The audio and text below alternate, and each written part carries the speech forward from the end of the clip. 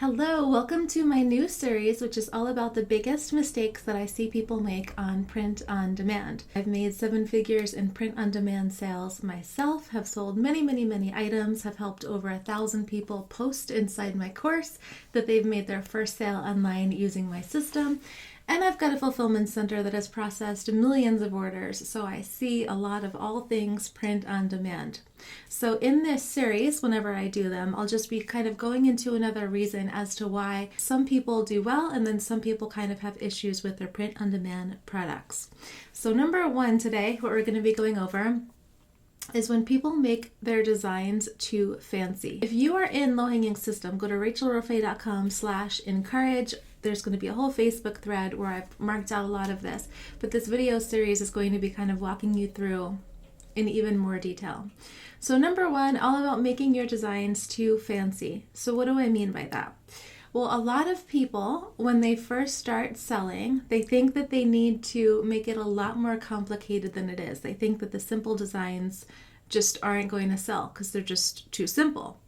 I am here to show you that is not always the case, and you can really just keep it to black text, white mug for now, and then build your reps in, and then you can try to do more things. But I see people having, multiple fonts and throwing in pictures and all these things, and we really want to keep it super duper simple. So just to show you here a little bit, I'm inside Amazon. This is the bestseller novelty mugs, and you can see, this one has 2 colors. Normally I would say just have 1 color, but it's just, there's nothing fancy, right? No images. You will absolutely always find exceptions to what I'm saying, but for a general thing, this is going to be what you're going to want to do. Here is just text. A little arrow, but that's nothing. Text. It has the heart for the best. Here's another text one. And so here also text, even though this one has some of the stuff in the background, but I could easily see word swag or something, designing something like that. The reason why we want to have just text is because every single new element that you're adding to your designs could be something that people don't like. And so if you go kind of mass market, because remember, we're getting in front of a lot of people here, you want to go mass.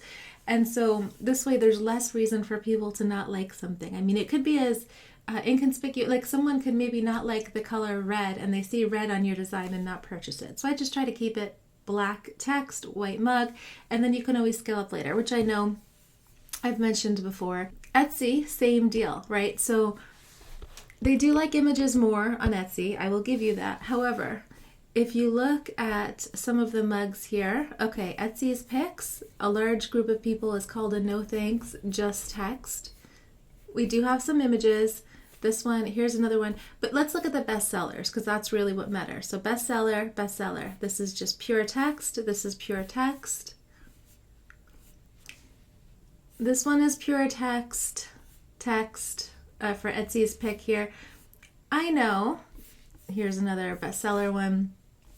I know that there are more kind of images on Etsy, but I would say especially when you're starting out, just do the thing that's going to be the easiest possible for you, because you're not yet, unless you have some kind of design experience, you're not going to be experienced with what people like. And even if the images do sell a little bit more, they take so much more time to create.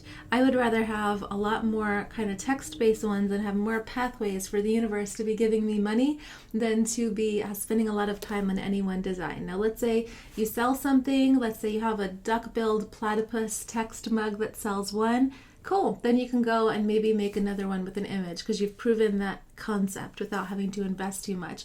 So I just don't want you to have to kind of overthink it. Sometimes I see people when I'm doing store reviews and there's like so many fonts and different things going on a mug and it's hard to even read it, because the other thing is you have to remember a lot of people are going to be searching on their cell phone, and it's going to be tiny. So they need to be able to see what the image is quickly and decide if they want to purchase or not. So mistake number 1, see here's another one, just text one. Keep it simple, 1 font, black, get funny phrases out there, and then later on you can scale and try the multiple fonts and the images. And the other thing with the images that I'll probably get into more in another video and I've used this example a lot, is let's say you're selling a mug for the pit bull niche, right? You're selling to people who have pit bulls. Well, maybe you make a picture of a pit bull and the pit bull has brown eyes and someone looks at it and says, but my pit bull has blue eyes, and then they don't buy because there's a disconnect. So every new element just introduces some kind of disconnect possibility. There are sometimes ways to get around it. I have one of my dog breed formulas has shadows of the animals, so you can't really make out anything, but I would say that's kind of for when you're more advanced. For now, just keep it super duper simple on the text-based stuff. You see, it still sells really well, and it just keeps you building the reps. So I hope that this helps and gives you some kind of proof to show that the text-based stuff still works. Even on my other products, text, I know I use mugs as the example the most, but on my other products, it's text and personalization that's doing the best. We do have some images that are selling well, but keep it simple for sure. All right, I hope that helps. And of course, if you are interested in learning more and you have not yet signed up for Low Hanging System, there's going to be a link underneath this video. Just click that, sign up. We would be happy to have you.